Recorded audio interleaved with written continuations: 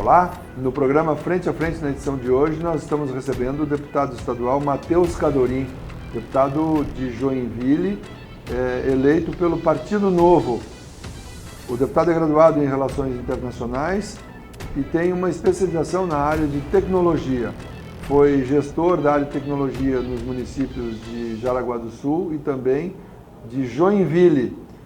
As bandeiras que o levaram à Assembleia Legislativa são as questões tecnológicas, também os bombeiros voluntários. Nós temos um exemplo de bombeiros voluntários aqui do lado, no município de Jaguaruna, bastante atuante o bombeiro voluntário de Jaguaruna. Joinville é o berço do bombeiro voluntário, imagino que seja, o deputado vai nos falar disso, no estado de Santa Catarina, e além da liberdade econômica. O deputado defende a livre iniciativa, liberdade econômica. Vamos falar um pouco sobre a pressão que o cidadão está recebendo hoje, especialmente do governo federal, e com isso os apertos nos caixas das famílias, no orçamento familiar. O deputado pode falar um pouco para a gente sobre essa situação. O Partido Novo recentemente realizou em todo o Brasil uma espécie de vestibular, uma seletiva para quem queira ser candidato a prefeito e candidatos a vereadores nos municípios, nos mais de 5.600 municípios brasileiros para o ano que vem, pelo menos onde o Novo tem diretórios municipais, foi feito esse trabalho. Nós vamos falar um pouco sobre isso também. Deputado, muito obrigado pela sua vinda ao programa Frente a Frente na edição de hoje. Eu que agradeço a oportunidade, Hildo. Prazer estar aqui falando contigo. Muito obrigado. Deputado, o senhor passou por uma seletiva para ser candidato? Passei.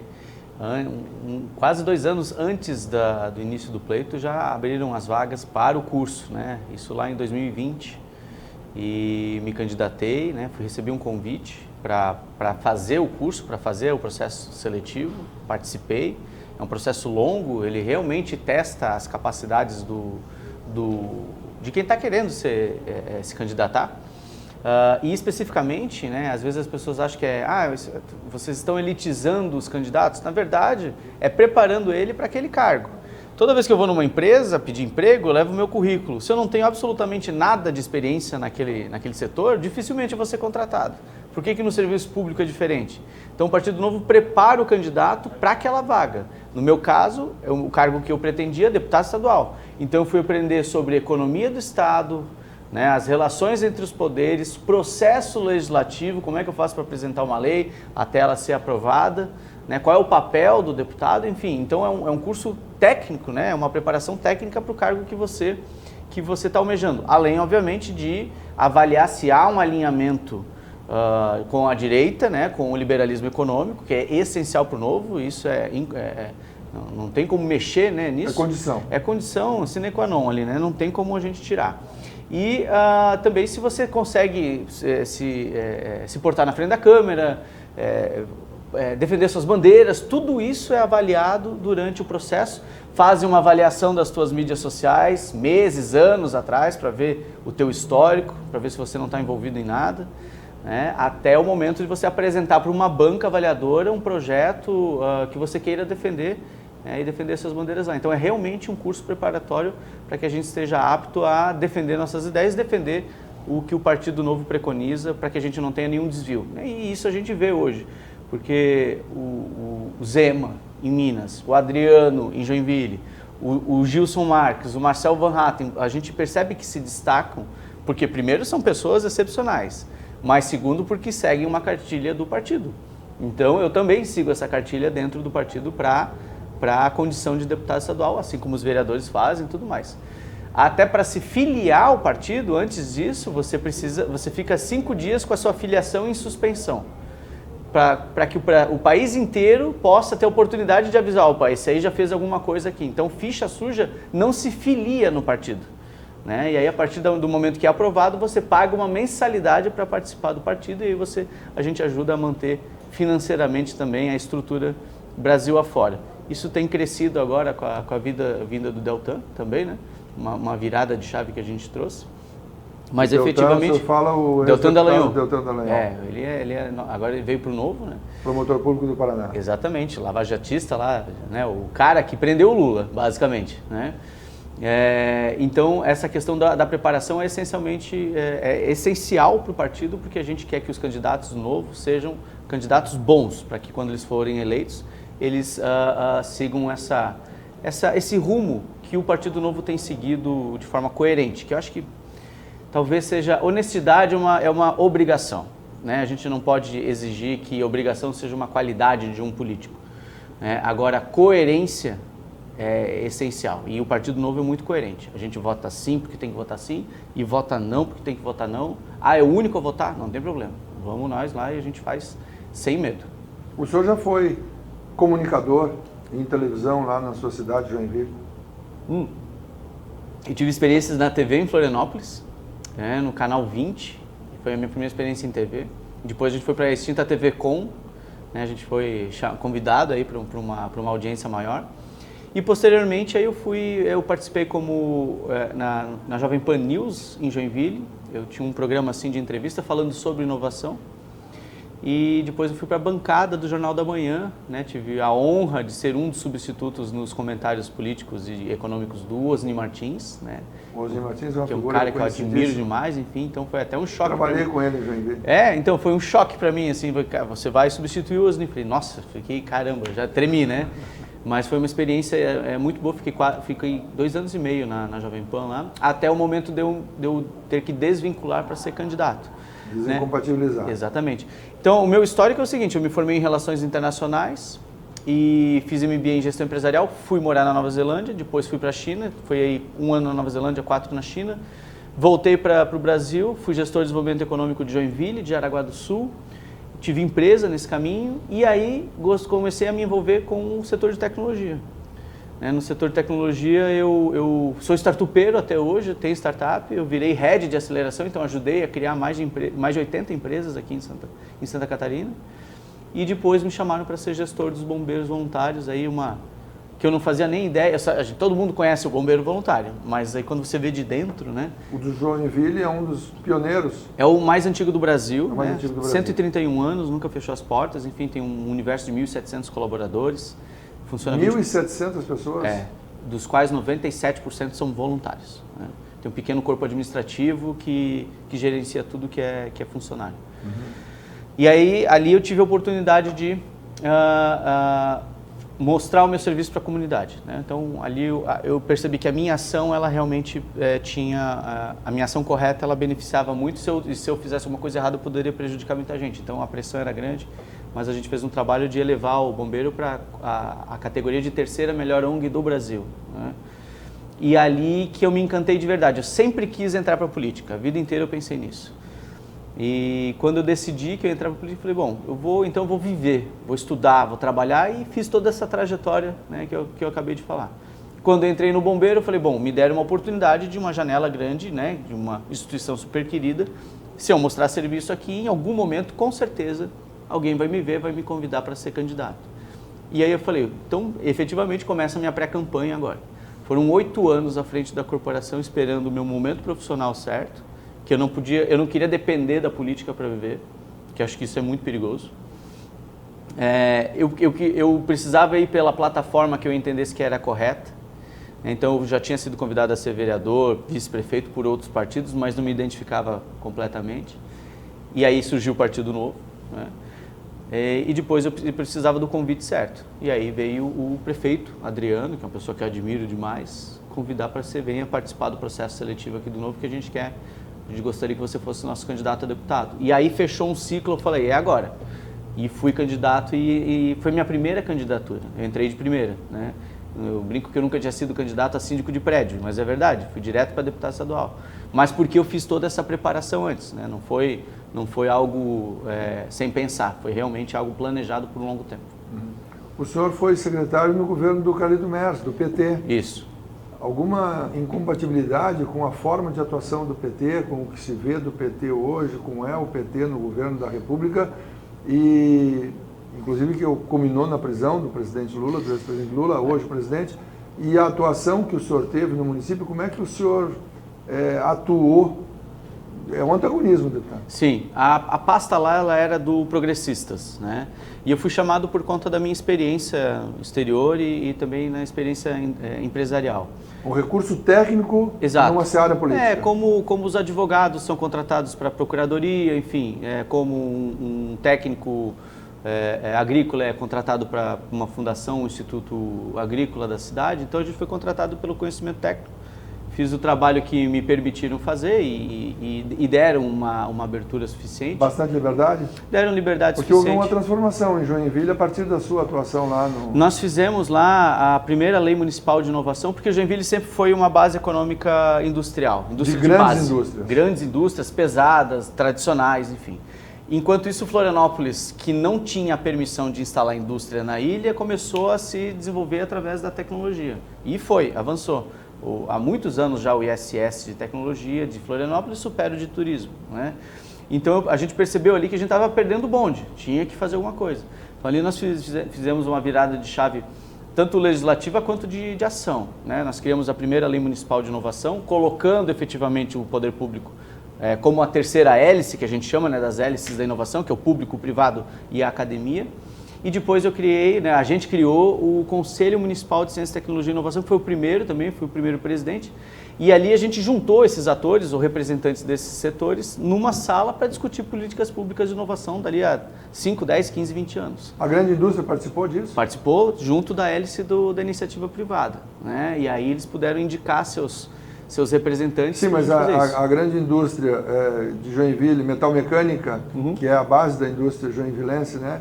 A metalmecânica, ela apostou na inovação ou ela participou da discussão da inovação? Diferente. Mas foi um pouco dos dois, porque as associações empresariais que representando os setores indicavam os seus representantes no comitê, no conselho. E ali, obviamente, a gente tinha que filtrar muita coisa que era interesse específico, enfim, porque a gente está pensando no bem coletivo quando você fala de ação pública, né, de legislação pública. Mas eles participaram ativamente, até porque entenderam que essa inovação traria benefícios para o setor também. E hoje começou com 17 membros, essa é uma das políticas públicas que teve continuidade desde da nossa gestão. Hoje tem mais de 60 membros o conselho. A lei já teve que ser atualizada, porque imagina, no setor de tecnologia você tem um dinamismo muito grande, então já tiveram algumas atualizações da lei. Eventos foram criados baseados nessa legislação, tem a Expo Inovação em Joinville hoje, que é uma referência no estado, enfim. Então foi essa nossa semente que a gente plantou em Joinville. Terminado o mandato ali, o prefeito Dieter de Jaraguá do Sul, do Progressistas, me convidou para fazer o mesmo trabalho em Jaraguá. Aí eu fui para Jaraguá, a gente trabalhou lá junto aí era uma junção da Secretaria de Desenvolvimento Econômico com o Planejamento Urbano, e lá nós desenvolvemos algumas ações também muito similares, aí também na questão de desburocratização, de abertura de empresas, e é ali que eu comecei a me interessar pela tecnologia especificamente, ali que eu comecei na verdade, a atuar, né? Virei startupeiro, abri startup, senti na pele a dificuldade, né? E comecei a trabalhar com isso. Aí encerrou o mandato, eu segui meu caminho aí de startup e logo veio o convite para os bombeiros, onde eu fiquei até antes de ser eleito. Deputado, a lei de inovação, foi criado um fundo de apoio à inovação ou não teve a participação, a criação de um fundo para dar suporte e apoio? E uma outra questão, hoje o senhor deputado trabalha com a legislação. Depois eu lhe pergunto se o senhor participa da Comissão de Tecnologia da Assembleia, se existem leis estaduais que podem melhorar a condição do Estado. Tá. Mas primeiro vamos voltar lá em Joinville.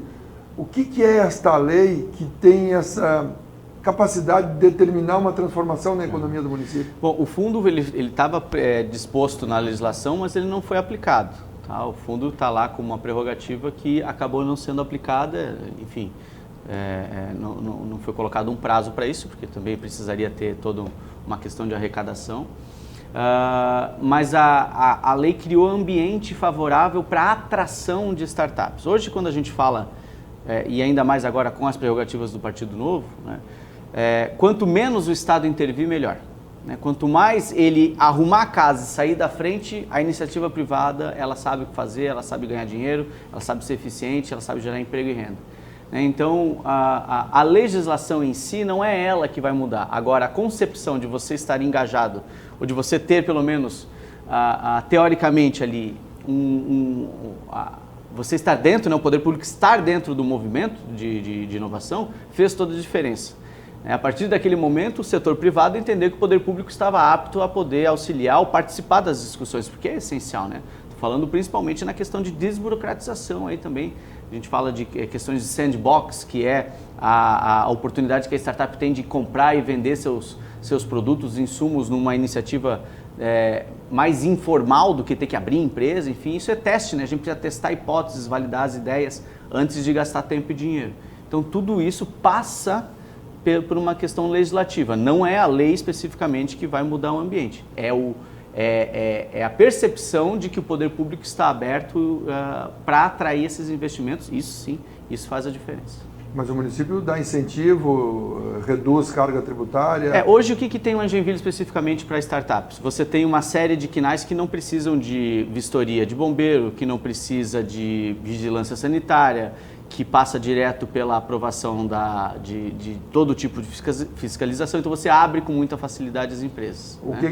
Deixa eu só traduzir para a nossa audiência, deputado. O CNAE é o registro da empresa junto à Receita Federal. Diz o que a empresa pode fazer. Então, o que algumas empresas podem fazer na área de tecnologia especialmente, elas têm uma liberdade do bombeiro não precisar ir fazer vistoria. Exato. Da vigilância sanitária não precisar ir lá investigar em que ambiente ela está instalada. Até porque são empresas que têm zero impacto ambiental, né? Enfim, não fazia sentido uma startup estar na fila de uma indústria química. Aliás, atrapalhava a fiscalização daquele ambiente que realmente precisa ter mais tempo. O foco vai para onde precisa ver foco. Exatamente. Aquelas empresas que podem prejudicar o ambiente se não forem fiscalizadas. A startup não precisa disso. A startup não tem isso, né? Então, esse tipo de tratamento diferenciado é essencial para você poder atrair. E aí, claro, o que atrai o profissional do setor? Qualidade de vida, importante. Né? Então, hoje a gente percebe que investimento em segurança e infraestrutura atrai, é igual a... segurança mais infraestrutura é igual a desenvolvimento econômico. Né? Então, a Santa Catarina inteira tem uma questão de IDH melhor, de qualidade de vida melhor, mas criar essa possibilidade de atrair esses empreendedores para cá, no caso para Joinville, também fazia parte desse planejamento a médio e longo prazo, baseado nas políticas criadas pelo Conselho Municipal de Ciência, Tecnologia e Inovação. Então, tudo isso é legislação, mas no final das contas arruma a casa e sai da frente, deixa que a iniciativa privada se vire. Você falou em segurança. Joinville, por ser a maior cidade do estado, tem, por vezes, crimes que são em maior volume que outros municípios. Proporcionalmente, é natural que isso ocorra. O que foi feito em relação à segurança que o senhor percebeu? Maior número de empregos com salários melhores, que é o caso da tecnologia? Também. Hoje, Joinville é a 8ª cidade mais segura do Brasil, né? Então, não é pelo tamanho que ela deixa de ser segura. É toda uma gestão que é feita com um excelente trabalho da polícia. A polícia de Santa Catarina é a melhor do Brasil. Né? Eles tiram leite de pedra, um negócio assim absurdo. Com problemas de corrupção, né? E quando encontram, eles vão lá, investigam, encerram aquilo imediatamente, fazem aquele cara como exemplo, né? E lá em Joinville também tem a questão de que, quando a gente foi ver agora recentemente os índices de criminalidade em Joinville, o que está acontecendo, que é perigoso por conta do tamanho da cidade, é a aproximação de grandes grupos de organizações criminosas. Então você já tem em determinados locais uma guerra entre facções.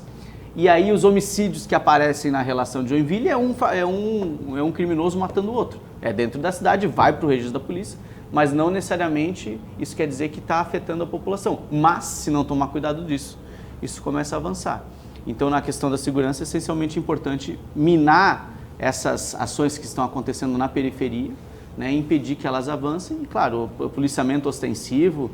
O policiamento ostensivo é mais importante do que você ter uma sede da polícia num bairro. Se você ter 3 viaturas rodando, faz mais efeito. Às vezes as pessoas falam assim, tirou a sede da PM aqui no meu bairro. Tá, mas não tem mais carro rodando? Tem. Então, é mais eficiente numericamente, a gente já percebeu isso, estatisticamente, do que ter uma sede. Então, tem ações básicas que a gente precisa inovar também nessa questão, que às vezes o investimento pesado não faz sentido. A inteligência e não... Exatamente. Por exemplo, câmeras de segurança em Joinville eram todas do município. tinha lá 100 câmeras. Quebrou uma câmera, licitação, demora para arrumar, tudo mais. Agora o prefeito Adriano fez uma compra do serviço. Então tem 1.800 câmeras, se eu não me engano, agora se já não foi atualizada isso, ao redor da cidade. Câmeras que fiscalizam questão de segurança, mas também o nível dos rios, engarrafamento, enfim, elas fazem todo um trabalho conjunto. Quebrou uma câmera, tem 48 horas por contrato para arrumar, senão começa a ganhar multa. E não é uma responsabilidade, não é um passivo do poder público, é uma responsabilidade da empresa. Então, são formas diferentes de você entender como utilizar bem o recurso público. Bacana. Este é o Frente a Frente, eu sou Hildo Silva, está comigo hoje o deputado Matheus Cadorim, deputado estadual eleito pelo Partido Novo, o único deputado estadual do Partido Novo no estado de Santa Catarina. Também Santa Catarina tem o único prefeito brasileiro do Partido Novo, que é Adriano Silva, que é o prefeito reeleito na cidade de Joinville. A gente dá uma rápida parada e volta em instantes para continuar o programa. Ele não foi reeleito ainda. Não, eu ia dizer que você está profetizando. Prefeito eleito e vai à reeleição, esteve aqui com a gente, foi entrevistado pelo Dura aqui em Tubarão, o nosso colega Haroldo Silva aqui no programa Linha de Fogo. Então o Adriano Silva vai à reeleição, o Haroldo também é Silva. O Adriano Silva vai à reeleição, está muito bem cotado, mas ele disse aqui também que espera o fechamento das urnas às 5 horas do ano que vem, no primeiro domingo de outubro do ano que vem, quando acontece a eleição municipal para a eleição dos prefeitos e dos vereadores. Nessa conversa com o deputado a gente já volta em instantes. Até já. Frente a Frente.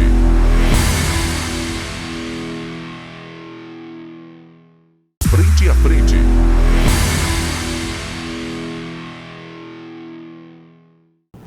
Olá, estamos de volta com o programa Frente a Frente. Na edição de hoje estou conversando com o deputado Matheus Cadorim. Matheus Cadorim, eleito por Joinville, ele é deputado estadual, teve votos em todos os municípios, em diversos municípios, num mais, no outro menos, mas ele é eleito por Joinville. O domicílio eleitoral do deputado é lá em Joinville, onde ele registrou o título e onde está registrado junto à Justiça Eleitoral. Deputado Matheus Cadorim, Partido Novo é o número 30 nas urnas e vai ser assim de novo no ano que vem, novamente no ano que vem. Deputado, o senhor tem forte ligação com a área de tecnologia, trabalhou nessa área em Joinville, em Jaraguá do Sul, também no exterior. Eu quero explorar um pouquinho a sua experiência na China também, os chineses que transformaram o mundo na questão da tecnologia, foram transformados por causa do baixo valor na remuneração dos trabalhadores, da mão de obra. O que é uma startup? Que setor a startup pode ser? A tecnologia está em todas as áreas, da saúde à agricultura. Como é que o senhor avalia isso para a gente? Essa pergunta, o que é uma startup, é muito boa, porque todo mundo quer dar um conceito específico, né? Basicamente, startup é quem tem um produto que ele pode ser replicável, escalonável, né, e repetido. Então, eu não fabrico um copo. Eu fabrico um serviço que, por exemplo, aluga esse copo. Você vai usar ele uma vez só durante o dia. Não precisa dele o dia inteiro no seu armário. Outras pessoas vão utilizar esse mesmo serviço. A questão é você ter algo repetitivo e escalonável. Então, é algo que eu produzo e que possa ser aquele produto ser vendido várias vezes para vários clientes. Vamos usar aqui o exemplo do Netflix da vida, por exemplo. Netflix também. Você tem uma assinatura de um produto que está lá, é um produto único, mas ele é vendido milhões de vezes para várias pessoas. Todo mundo pode acessar o mesmo filme ao mesmo tempo. Exatamente. Ao passo na locadora, se eu tirasse uma fita, o próximo que tentasse não teria como ver o filme. Esse é um exemplo clássico. Outra coisa de startup também é a questão de resolver uma dor de forma rápida, ágil e inovadora, de você criar uma solução diferente. Um Uber utilizou uma tecnologia do 4G para poder se estabelecer num mercado de táxi que já estava centenário, né? Então trouxe uma facilidade. Ele não reinventou o mercado, ele continua tendo um motorista que te pega num lugar... Não é dono de nenhum carro. Que te leva para um lugar... Exatamente, não é dono de nenhum carro. Né? Assim como a... Airbnb, por Airbnb exemplo, não tem nenhum quarto. É o quarto. maior hotel do mundo, mas Exatamente. Não tem nada para... E aí você... ali na Assembleia eu percebi isso. Como eu trato tecnologia, eu consigo conversar com todos os setores, né? Então, tecnologia, a gente fala em saúde, a gente fala em educação e em segurança. Em agricultura. Então, em agricultura. Então, a gente em finanças, A gente aprovou agora que o governo do estado ofereça o Pix como opção de pagamento das suas taxas de serviço, que até hoje é só boleto e impressão de papel, enfim, agora Santa Catarina, depois que o governo sancionar, vai poder ter essa opção também. Então a gente consegue, é transversal, né? A gente consegue... Tanto criticou o Pix do governador Moisés, o governador Juninho vai usar o Pix. Para outra finalidade, é para o cidadão pagar as contas. Isso, é para outra coisa, né? Então a startup ela tem, e ela é mais um estado de espírito, vamos dizer assim, do que um tamanho de empresa. A startup só pode ter tantos funcionários, tal, a partir disso já é uma empresa. Tem mega corporações que têm uma mentalidade de startup, que é testar hipóteses sem perder tempo e sem perder dinheiro, né? Então, geralmente, o fluxo é o seguinte: eu tive uma ideia maravilhosa, vou lá, construo o produto, gasto milhões para construir um protótipo, dá certo, ele funciona na minha mão, eu gasto mais não sei quantos milhões de propaganda, faço no dia do lançamento uma grande inauguração e ninguém vai.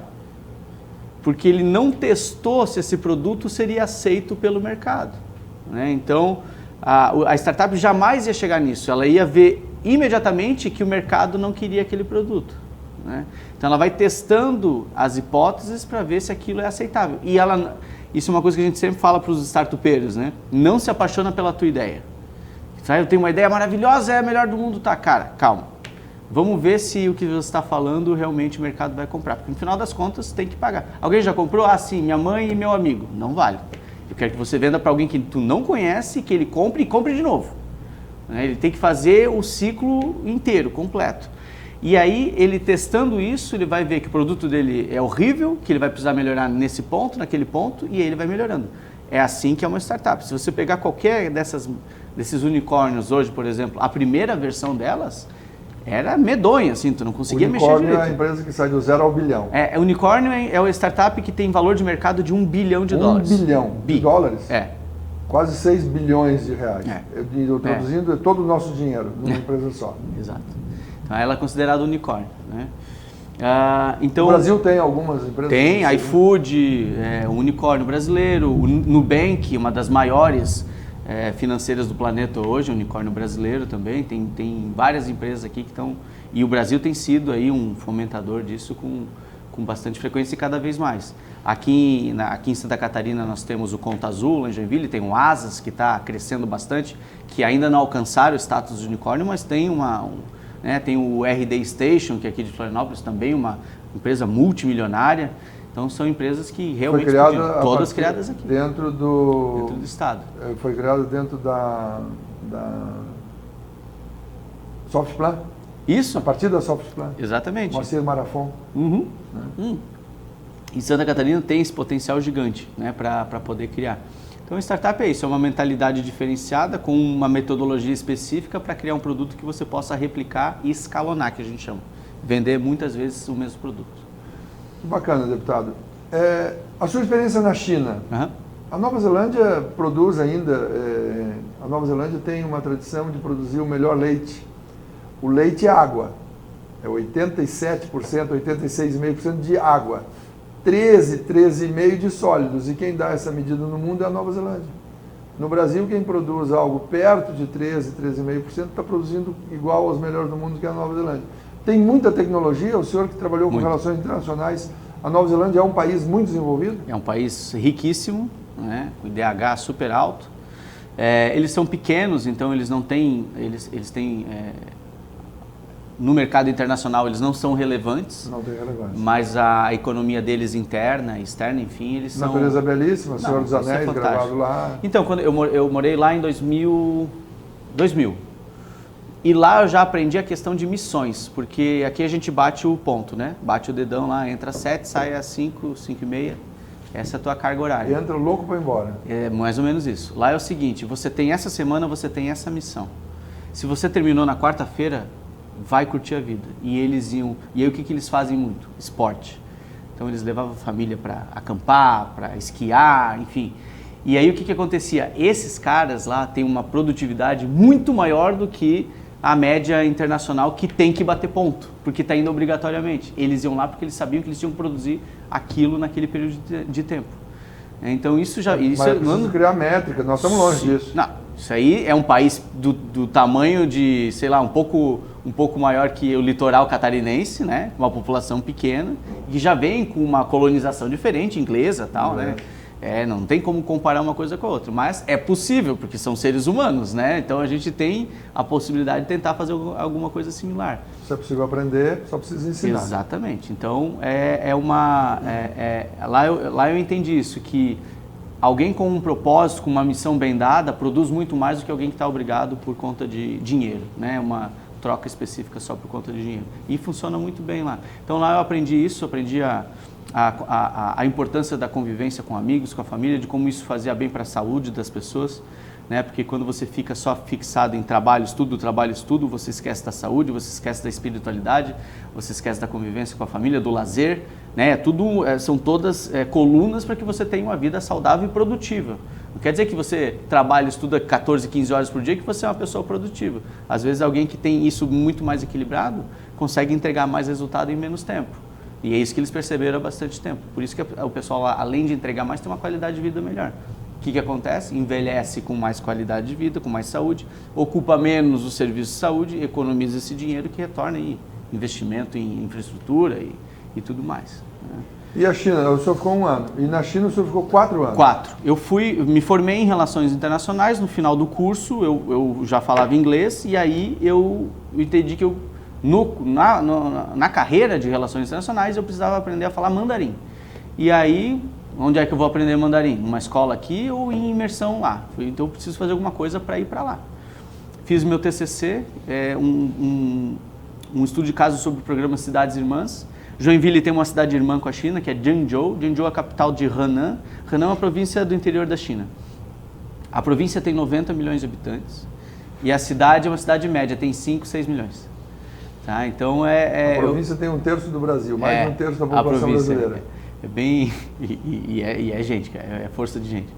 E eu comparo como Cuiabá, assim, que é uma capital no interior do país. Né? Essa era a Zhengzhou. E aí eu fiz o estudo de caso, enfim, que fazia trocas comerciais, ele preconizava trocas comerciais, culturais, enfim, entre essas cidades, mas que não saía do papel. Então fui estudar por que não saía do papel, o que estava acontecendo e tal. E aí a conclusão foi de que tudo isso vai acontecer a partir do momento que tiver troca de recurso humano. Precisa de gente daqui para lá e gente de lá para cá para começar um vínculo. E aí apresentei o projeto na faculdade e tal. E um tempo depois o governo do estado e a prefeitura de Joinville fizeram um acordo e criaram uma missão para Zhengzhou, para levar estudantes lá para aprender mandarim. Que ano foi isso? 2005. Na verdade foi 2004. A gente chegou na China 15 de janeiro de 2005. Em 2004 teve uma missão chinesa em Santa Catarina. Foi justamente... Eu recebi uma jornalista, eles dão nomes brasileiros, Sim. Ana Paula chamava, Sim. E ficou comigo, com a minha mulher, com meus filhos, a gente mostrou a ilha, ela trabalhava comigo durante a eleição de 2004. No dia da eleição ela trabalhou fazendo reportagens para o jornal. Sobre a eleição? Sobre a eleição e acompanhou o nosso trabalho no Diário Catarinense. Lembro disso com... O nome dela é impronunciável. Porque chinês, mas vieram mais de 30. Era o governo Amin, final do governo Amin, foi quando Luiz Henrique se elegeu, acho, governador, 2002, 2004, e ali tinha 30, 40 professores, engenheiros, essa jornalista, que vieram conviver com a realidade brasileira. E eu não sei se foi essa a missão específica, mas enfim, aí foi firmado o acordo e eu fui liderando essa missão de 20 estudantes para morar em Zhengzhou por 1 ano. A gente tinha 1 ano para aprender o mandarim. E aí a gente tinha aula de manhã, o professor ministrava aula em inglês, então tinha que fazer a triangulação, né? Inglês, português, mandarim e tal. E à tarde a gente ia para a rua para tentar... Aprendi o nome das frutas na aula, à tarde ia na verdureira tentar comprar uma fruta sem apontar para o negócio. Tinha que fazer entender, porque a gente tinha um tempo curto e basicamente a gente tinha que aprender para não morrer de fome. E sem falar inglês. Não, em inglês os professores falavam meia boca ainda, né? É muito ruim, carregado o sotaque, né? Então no início foi uma dificuldade, mas depois realmente a imersão funciona e aí depois desse ano eu fiquei 1 ano inteiro lá, eu voltei para o Brasil. Quando a gente voltou, algumas empresas já começaram a contatar a gente e eu escolhi a Comexport, que é uma grande trading company de São Paulo, que tinha escritório em Xangai. E aí ela me contratou, eu fiquei 3 anos em Xangai, né? como Chief Representative, que é o cara que cuida do escritório lá, e a gente fazia a busca de fornecedores. Então eu ia para o interior para desenvolver fornecedores. O produto se cria aqui, ia buscar quem produzia isso lá. Porque daí o empresário que contratava o nosso serviço não precisava ele ficar indo e voltando, nós já estávamos lá. Com a dificuldade da língua, com a dificuldade da translado, da viagem. Tudo isso, né? Ele ia lá só para comemorar o fechamento do negócio, que até a gente já tinha fechado o negócio para ele. Deputado, os chineses tiveram um empurrão forte do mundo para desenvolver tecnologia. Eles pegaram os produtos, desmancharam para a engenharia reversa e passaram a produzir tudo que o mundo produz lá. Certo. Eles ganharam a tecnologia e acabaram desenvolvendo muito. É um país de boa base tecnológica? Excelente, excelente. Assim como o Japão fez também anteriormente, né? Na década de 80, ele fazia exatamente isso. Ia com hordas de turistas nas empresas americanas, tirar fotinho e tal, eles estavam espionando, né? E o chinês, ele aprendeu, né? Ele tinha muito essa questão da cópia dos produtos. Hoje você continua achando os produtos Xing Ling que falam, né? Mas tudo o que é de altíssima qualidade no planeta hoje, desde Apple a Armani, é feito na China, né? Então eles têm a capacidade de fazer isso com extrema qualidade também, baseado nos processos de qualidade, de vistoria que as empresas que estão contratando fazem. E aí eles se desenvolveram baseado nisso. Hoje a China é uma potência tecnológica indiscutível, né? Existem algumas empresas que são das maiores, a Tencent, eu esqueci o nome, mas é a dona do TikTok, por exemplo, a chinesa. A Tencent é uma que criou o WhatsApp deles lá, que antes do nosso ele já fazia transferência de dinheiro, né? A China pulou a questão do cartão de crédito, ela passou do dinheiro físico direto para a transação do Pix deles, que era a transação eletrônica, né? Hoje eles são uma potência tecnológica. Eu percebo mais claramente ainda hoje a questão política como um entrave realmente social para o país, né? Você tem um partido único, né? Que por vezes é controlador de mídia e tudo mais, e isso realmente precisa ficar evidente aqui na nossa conversa, né? Mas a questão é que o país se desenvolve de forma galopante, né? Por dia, em torno de 5 chineses se tornam milionários por dia. Então está havendo uma transferência de recurso, né? Tá transferindo para a população. Ainda há uma diferença abissal entre os mais ricos e a população em geral. Até porque a gente está falando de mais de 1 bilhão e 300 milhões de pessoas, né? Oficialmente, né? O que passa do bilhão é maior que a população brasileira. Então. Mas mesmo assim, infraestrutura, por exemplo, eu que viajei o interior da China, fenomenal, 5 pistas, túneis gigantescos, qualidade. Então o governo ele realmente vai investindo nisso, entendendo que a população vai precisar de uma estrutura melhor para desenvolver melhor seus produtos, seus serviços. Então tem duas questões lá, tem a questão política, que a gente não concorda, e tem a questão econômica, que é modelo para o mundo, né? E aí é a mistura disso que só eles conseguem fazer lá, e que para eles, a princípio, tem dado certo, apesar de todas as questões de denúncias e tudo mais que a gente sabe que acontece mesmo de abuso de autoridade. Mas é uma realidade deles e, enfim, a gente estava lá para fazer a parte comercial, né? Hoje o Brasil é o principal, já faz tempo, é o principal parceiro comercial do Brasil, né? Tanto para importar quanto para exportar. E Santa Catarina também, o agro, enfim, a indústria. O agro, eu já fazia as carnes, a proteína animal. Quando eu estava lá, eu já fazia a parte têxtil, muito produto já vinha lá quando eu estava lá, 2005, 2006, já vinha aqui para Santa Catarina. E eu fazia o controle de qualidade lá baseado no que o fornecedor daqui pedia. Então os produtos eram muito bons mesmo, né? Então é saber separar, né, a questão econômica e técnica da questão política e fazer o que é melhor para a nossa população aqui. Hoje, se eu quiser montar uma bicicleta, por exemplo, eu pego o modelo, envio para lá, eles produzem e fazem o fornecimento de tudo que precisa para essa bicicleta.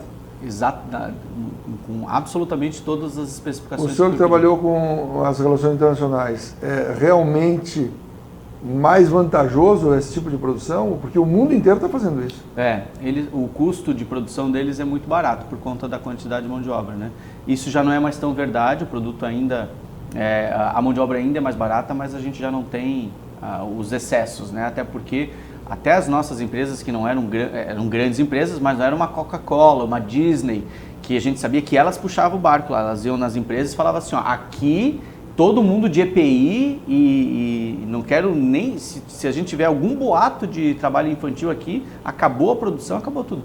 Isso começou a elevar a qualidade do serviço lá no chão de fábrica chinês. E respeito a uma legislação que nem era deles. Exatamente, não, aí a legislação do mercado.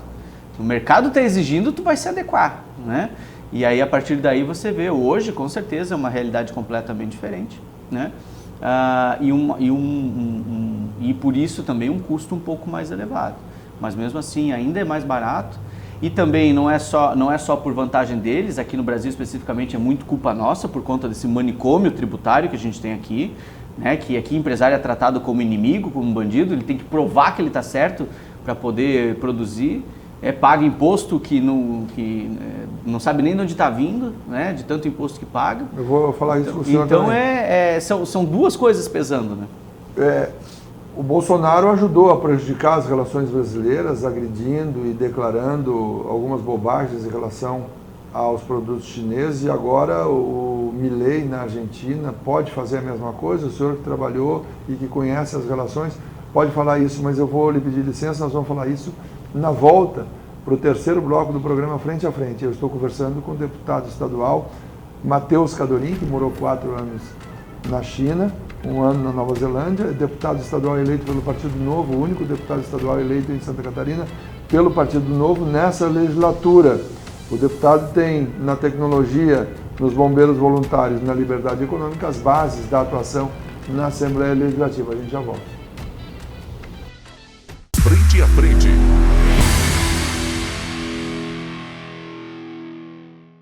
Frente a Frente.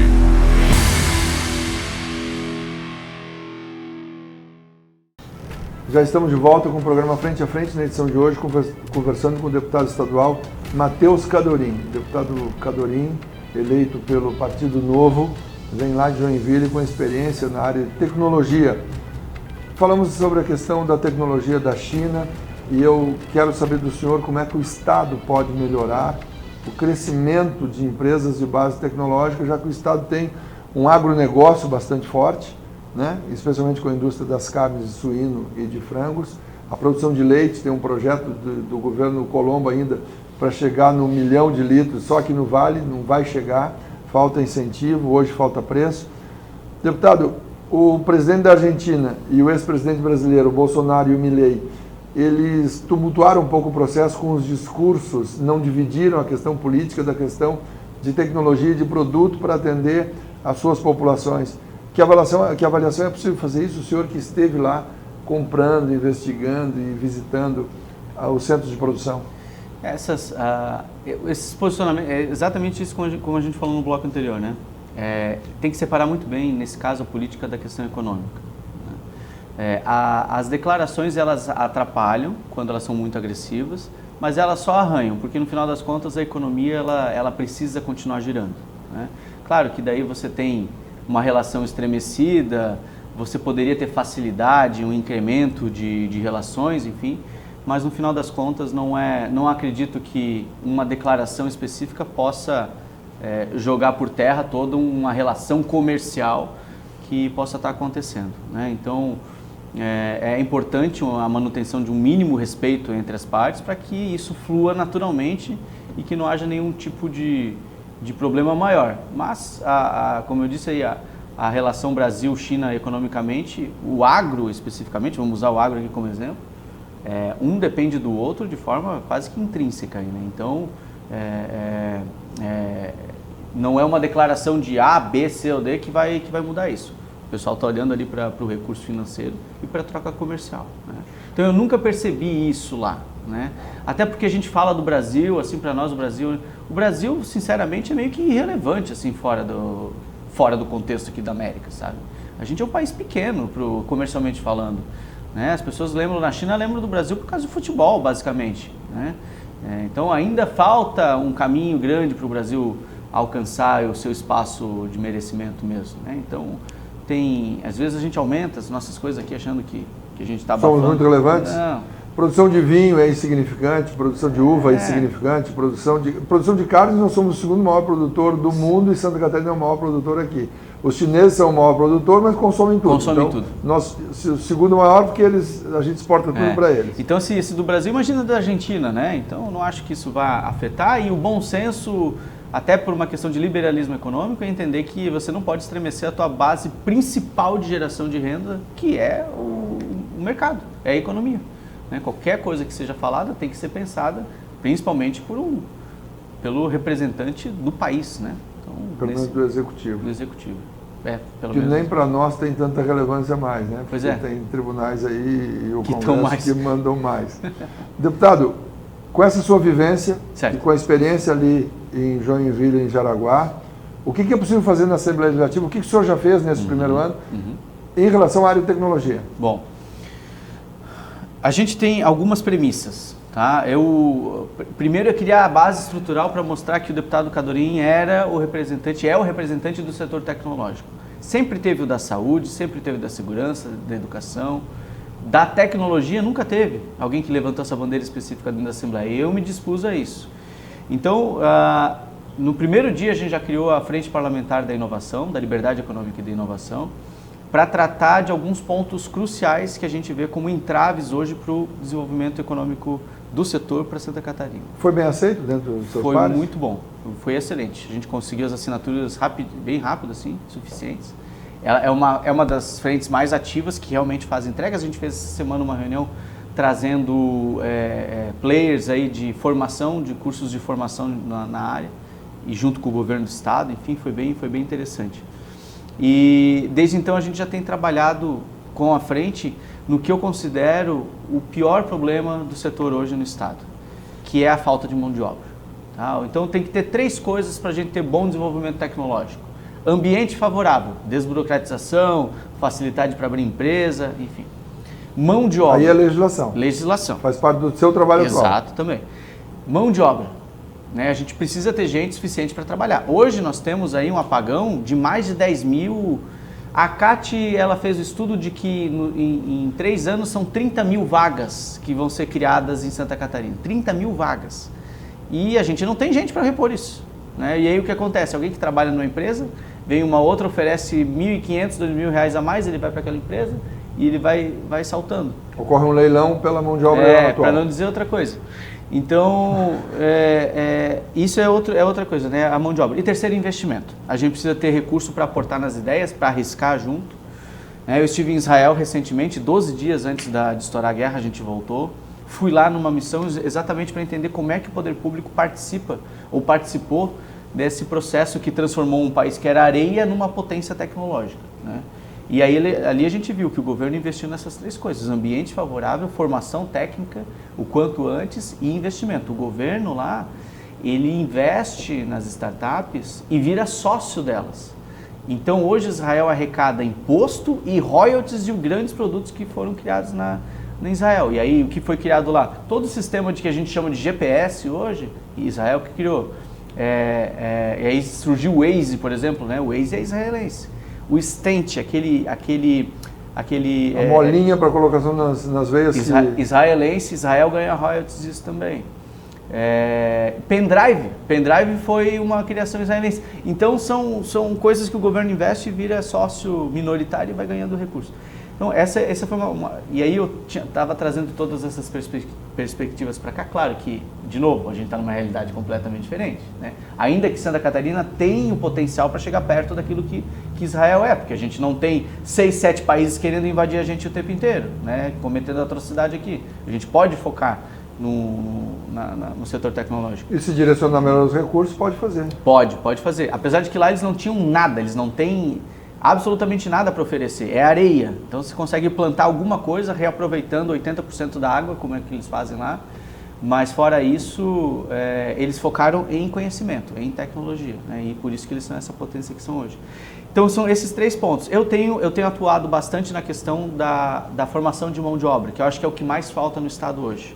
É o mais gritante, e a gente tem um potencial dentro das escolas do ensino médio de talentos que só precisam de uma oportunidade de fazer um curso e poder começar a trabalhar com um programador de diversos setores. Então, esse é um trabalho que a gente tem realizado aí de estudo e preparação junto com a Secretaria de Ciência e Tecnologia, que tem que ter a ação do Poder Executivo, e que vai ser abraçado também pela Secretaria de Educação, tudo dando certo no ano que vem. O senhor está satisfeito com o andamento junto às secretarias? O Estado pode ser parceiro? Pode e tem bastante vontade de ser parceiro. Pode, é óbvio que pode. Sim. Desculpa a pergunta tola, mas o Estado tem demonstrado interesse em ser parceiro nessa iniciativa? O Marcelo Fetti, secretário de Ciência e Tecnologia, é uma pessoa excepcional, a gente já se conhecia antes, né, da eleição, e ele tem uma visão muito clara também nesse sentido. Ele tem 7 pontos, a gente está falando só de um deles, né?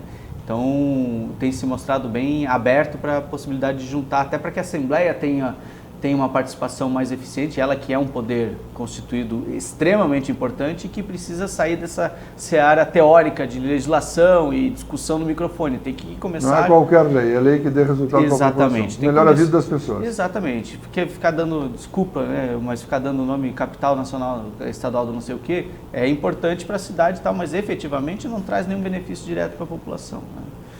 Então, esses são os 3 pontos principais, né? E de ações que a gente tem implementado efetivamente, a gente tem criado muita coisa inovadora, não necessariamente tecnológica, porque quando a gente fala em tecnologia, fala assim, é robô, é aplicativo. Não, se você cria um processo diferente, que melhora a vida da pessoa, que desburocratiza alguma coisa, que economiza dinheiro ou tempo, você inovou.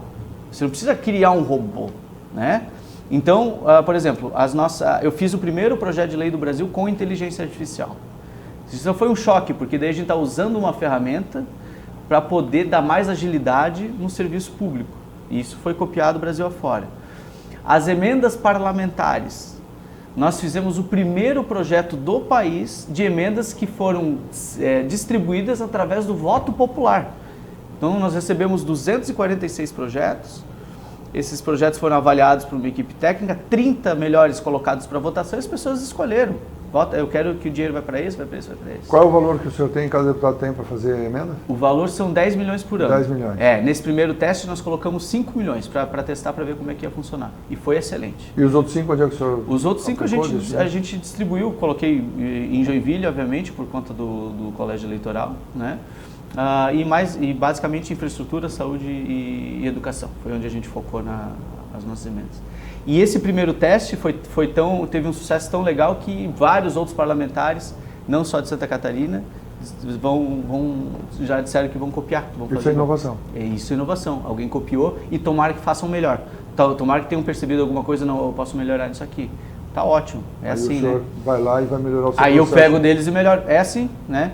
Outra coisa que a gente aprovou essa semana, né, que vai passar pela sanção, é a questão do Pix também. Então, trazendo uma tecnologia que efetivamente transformou a vida das pessoas para dentro do serviço público, né? A gente ainda não tinha essa opção do governo do estado. Agora a gente vai ter assim que tiver a sanção.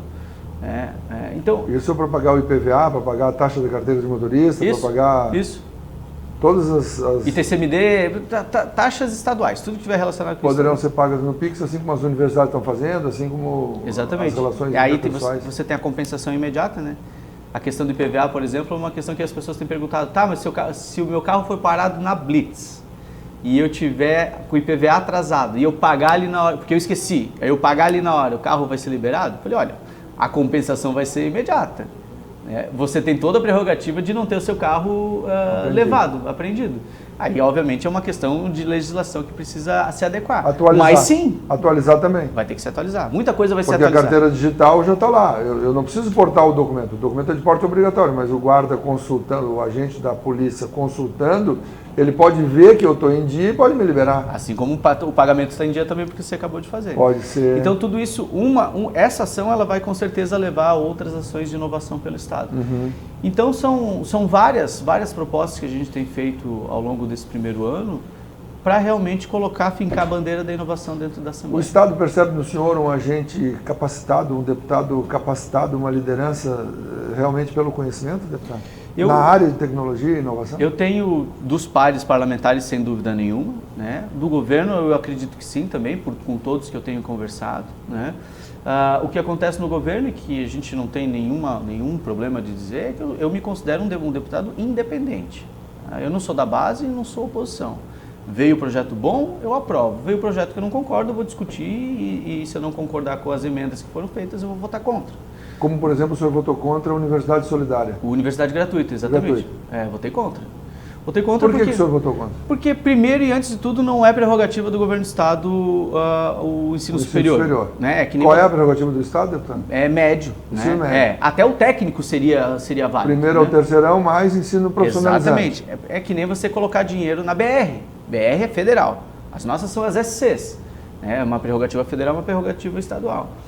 E fora, além disso, né, a gente está falando de 1,5 bi por ano, né, na versão full ali, né, de tudo 6 bilhões em 4 anos. Nós temos prioridades na escola, na educação, né, no ensino médio. Nós temos escolas com problemas estruturais, enfim, todas praticamente têm alguma coisa para arrumar. Nós temos problemas nos hospitais regionais, que têm prioridade com relação a esse recurso, né, segurança, enfim. Nós temos prioridades que esse dinheiro poderia ser melhor aplicado do que para a compra de vagas para universidades. Né? Então, fora isso, que é a principal prerrogativa, é a questão de que na hora que eu injeto esse recurso para um grupo específico de universidades, eu acabo desequilibrando o mercado. Foi dirigido a um determinado grupo, porque tem cursos de administração por R$200 em algumas instituições, e por 1.200 nas instituições que foram chamadas para o projeto. E aí você desequilibra o mercado, enfim, de instituições que estão aí há décadas gerando emprego, conhecimento, renda, enfim, que se viram numa situação que agora a gente vê a realidade aí, tem muitos. Se fosse no CPF do estudante seria mais interessante. E aí o terceiro ponto é esse, ok, não tem problema nas nossas escolas, as nossas SCs estão excelentes, sobrou esse dinheiro para a gente fazer alguma coisa. Nós queremos comprar vagas de universidade, ou nós queremos dar oportunidade para que alunos acessem o ensino superior. Então vamos pegar uma lista de CAD único dos mais carentes e dar um voucher para ele. Ele faz o vestibular na universidade. Ele escolhe onde ele quiser. E ele escolhe onde ele quer estudar. Aí a gente está fazendo um programa de acesso universal à educação superior. Né? Nessas condições eu votaria até... Foi só o senhor que votou contra? Por causa desses pontos, sim. O deputado Marquito, ele votou contra também, pessoal, mas ele confessou que foi por conta que foi incluído uma questão de exame toxicológico para os estudantes acessarem o programa. Esse é o Frente a Frente, eu sou Ildo Silva, converso com o deputado estadual Matheus Cadorim, deputado eleito pelo Partido Novo. A gente faz um rápido intervalo e volta em instantes. Até já. Frente a Frente.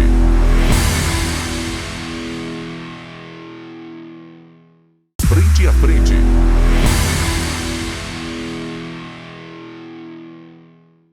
Muito bem, já estamos de volta. Este é o Frente a Frente, na edição de hoje, conversando com o deputado estadual Matheus Cadorim, deputado do Partido Novo. O deputado foi eleito sem ter tido uma participação político-partidária. A vida do deputado envolve a política. A política são as relações sociais, inclusive, mas política partidária em nenhum momento.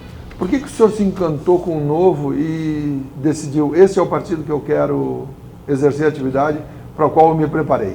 Acho que foi pela minha experiência como empreendedor, como empresário. Né? Então, como eu sofri muito abrindo as empresas, pagando imposto e tal, eu vi que estava tudo errado, tinha alguma coisa que tinha que mudar. E eu não via nenhum partido levantando essa bandeira específica, falando exatamente aquilo que eu tinha sentido na pele. O Partido Novo veio... É a liberdade econômica. Veio com todas as bandeiras ali clássicas, né, de Estado mais enxuto, desburocratização, diminuir a carga tributária em cima do empreendedor, do empresário. Cara, é isso aqui, essa é a minha turma, eu preciso me encaixar aqui, né? E aí, realmente, o mais importante do Novo não é a fala, é a ação. E você vê realmente que os mandatários do Novo, eles seguem uma cartilha de economia de recursos, de prestação de contas, de transparência e de coerência nas votações. Né? Não tem nenhum outro partido hoje que seja tão coerente quanto o Partido Novo com relação a seguir fielmente aquilo que defende. Goste ou não, a gente defende aquilo ali e acabou. Então esse é um conceito que a gente precisa ter. Como eu falei, não adianta você ser honesto. Honesto é obrigação, cara. Não tem como. O cara nunca roubou nada. Cara, que bom, né? Que ele não roubou nada. Que quer entrar para a política e já roubou alguma coisa ou tem má intenção. É você ser eleito por causa de uma bandeira e você continuar por causa daquela bandeira. Ou então muda de partido. Se você mudou de ideia, então sai daquela agremiação política. Eu acredito que essa coerência é o que está faltando hoje, principalmente no Brasil, e com movimentos de centrão e tudo mais, votações secretas, né? Como é que o Zanin tem 51 votos para entrar no STF se só tem 30 declarados senadores da esquerda? Sabe? Esse tipo de coisa que a gente sabe que acontece, né? Por baixo dos panos. O senhor, eu sou jornalista e sou curioso. Tá. O senhor estudou a questão da liberdade econômica. O presidente Bolsonaro deu uma afrouxada na cobrança de impostos, houve redução de impostos, o IPVA, inclusive aqueles seguros, só é pago porque o Supremo decidiu que tínhamos que pagar, mas pelo governo seria isento. E neste ano nós estamos experimentando um arroxo brutal. Que avaliação dá para fazer isso e o que o parlamentar no Estado pode mudar, porque essa questão é federal, deputado. Aqui a gente pode fazer movimento para que os nossos representantes lá estejam atentos, né? O Gilson Marques é o deputado federal eleito pelo seu partido. Exato, eles apelidaram ele de o coveiro da CCJ, porque ele está na Comissão de Justiça e veio o projeto ruim, ele enterra, ele não deixa passar lá, né? Então ele está sempre muito atento a essas questões. E a gente tem o bom hábito de ler os projetos, né? A gente quer entender o assunto, enfim, então por vezes nós somos os chatos do artigo tal, não sei o que. Mas tem que ser assim, tem que ser de uma forma mais séria, né? Agora, eu não tenho nenhuma surpresa com o que está acontecendo no governo federal. Ele se elegeu com essas bandeiras e essas prerrogativas. Quem que comprou a conversa dele que tem que se justificar, né? Você retroceder em uma série de questões já pacificadas sobre sindicatos, por exemplo, né? A questão aí da contribuição sindical, sabe? Contribuição sindical era obrigatória, todo mundo pagava. Acabou a obrigatoriedade, 97% da contribuição despencou. Quer dizer então que se não é obrigatório ninguém quer pagar, mas então não tem um retorno eficiente daquele dinheiro. Eu não vejo valor naquele dinheiro que eu estou pagando. Eu não tenho retorno disso, né? Se eu sou obrigado a pagar, eu já não consigo nem validar se aquele serviço realmente me interessa ou não. Eu tenho que pagar porque eu quero, né? Então esse é um dos exemplos. E fora essa questão de que, de novo, o empresário no Brasil, agora mais do que nunca, é tratado como um inimigo e vai ser esfolado até conseguirem arrancar todo o dinheiro que puderem. A desoneração da folha agora de novo, né? A questão do imposto sobre a folha de pagamento. É uma em cima da outra. Então é difícil ser empreendedor no Brasil e é isso que o Novo tenta, com bastante força em Santa Catarina e tenta expandir para outros estados, demonstrar que quem gera emprego e renda nesse país ou em qualquer país do mundo é o empreendedor, é o indivíduo, não é o Estado. O Estado consome. Coisas grátis do governo foram arrancadas do seu bolso antes, ponto. Você já pagou, não tem nada que é grátis, nada, absolutamente nada. Só que as pessoas têm essa percepção de que, eu não estou pagando imediatamente por isso, o governo está me dando, que bonzinho que ele é, né? Então é uma questão cultural, de educação que um dos preceitos do Novo é visão de longo prazo. A gente não vai mudar isso na próxima eleição, vai levar alguns anos ainda, mas a gente está aqui para ser o início disso e tomara que venha gente muito melhor do que nós para dar continuidade. O senhor está aqui, esteve aqui já há poucos dias o prefeito da cidade da sua origem, Joinville, o Adriano Silva, e agora o senhor. O Novo está trabalhando pelas próximas eleições para fazer um número maior de vereadores e quer mudar o Brasil a partir das cidades? Com certeza. É nas cidades que as coisas acontecem, né? Aliás, há uma centralização de poder em Brasília absurda, né? Um dos nossos projetos se chama Respeita Catarina. Eu até usei um storytelling que a gente usa em startup para vender o produto, que é quando a gente fala de pacto federativo, as pessoas não entendem em geral do que significa, né? Mas eu conto a história da Catarina para eles. Catarina é uma mulher que trabalha, estuda, se cuida muito bem dos seus filhos, mas vive um relacionamento abusivo com o Brasil, o companheiro dela aí que é bruto, ignora, engana, tira todo o dinheiro que ela produz e devolve migalha. Alguém concorda com isso? Não, isso é absurdo. Pois é, faz isso com a gente há décadas e ninguém se mexe, ou ninguém consegue se mexer suficientemente. Então a gente fez o projeto Respeita a Catarina, existe um projeto de lei de ação popular que foi protocolado pelo deputado Bruno Souza, né, o nosso estadual, o ex-estadual, e que agora a gente está dando continuidade, que Ele não está lá para defender, o senhor assumiu a bandeira. Eu assumi a bandeira. E é um projeto que ele precisa de metade das assembleias do Brasil assinando junto, para conseguir virar um projeto de lei protocolado em Brasília. Tá? Das 14, 11 já assinaram. 14 que a gente precisa, 11 assembleias já assinaram.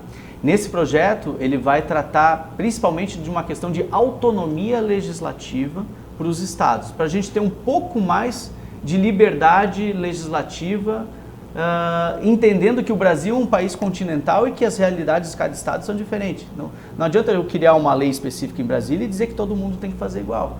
Vamos pegar um exemplo aí, a questão de que cada município é obrigado a investir 25% na educação. Né? Agora, 15% ou 25%? Um dos dois. 25% na educação e 15% na saúde.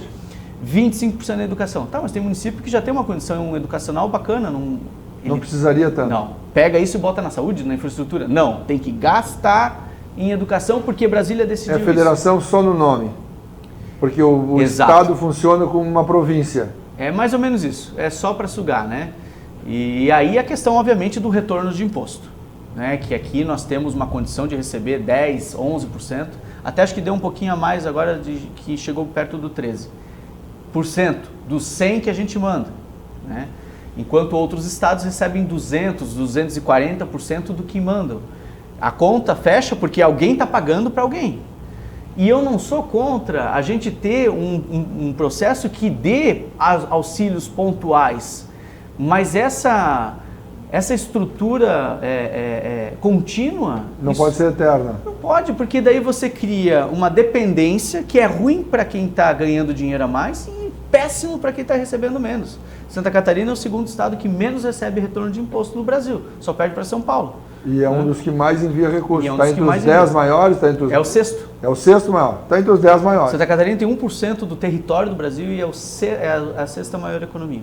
Então, o Respeita a Catarina é um desses projetos que vem justamente... 1% do território e 3 ou 4% da população. Acho que nem... 7... por aí. 200 milhões. Exatamente. 210 milhões. Exatamente. Então, você vê que a questão da legislação é extremamente importante e começa no município. O senhor acredita que é possível avançar e conquistar esses outros 3 estados que faltam? Acredito. A gente tem, além de tudo, né, a população precisa se envolver cada vez mais. A gente tem feito cursos de fiscalização para quem é pré-candidato. Né? Então, o nosso gabinete está à disposição para isso. A gente tem ido para todas as regiões, ensinando as pessoas que está atrasado essa ponte. Você acha que a compra daqueles insumos de merenda tem algum problema? A gente ensina ele a fiscalizar de forma a realmente ter um resultado eficiente. Ele realmente achar o furo e denunciar se for o caso. Né? Então tem tudo isso que a gente pode e está fazendo dentro do gabinete para poder expandir o Partido Novo com as nossas ideias. Este projeto da Respeita a Catarina é a sua bandeira forte atual. Essa é um guarda-chuva de propostas que a gente tem, né? E dentro dela tem várias iniciativas. Essa é uma iniciativa, inclusive, de assembleia, não é nem uma iniciativa mais só do Matheus Cadorim. É uma iniciativa de assembleia. Mas seus pares já assumiram esse compromisso? Sim, já foi aprovado na legislatura passada aqui no estado e agora está indo. Agora a gente está provocando nos estados onde ainda não foi aprovado para poder passar o mais rápido possível. Né? O senhor está satisfeito com o seu primeiro ano de mandato? Eu estou contente. Eu sabia o que encontrar, mas viver o negócio é bem diferente. Né? É puxado, é pressão o tempo inteiro. Para mim, o mais difícil é ficar longe da família. Né? Eu tenho um filho de 6 anos, né? Ele é pequenininho e ele já está sentindo falta do pai. Então, essa semana eu cheguei terça de madrugada em Floripa, eu vou voltar... Essa semana ainda vou voltar cedo, vou voltar quinta-feira à noite. Mas tem semanas que eu passo fora. O mês de setembro, eu fiquei 5 dias em casa. Então, sabe, pesa. Mas a satisfação de ver as nossas ideias indo para frente, de ver um projeto funcionando, de ver um debate acontecendo e mudando a ideia das pessoas para aquilo que a gente acredita, isso realmente faz a diferença e me deixa muito feliz de estar onde eu estou.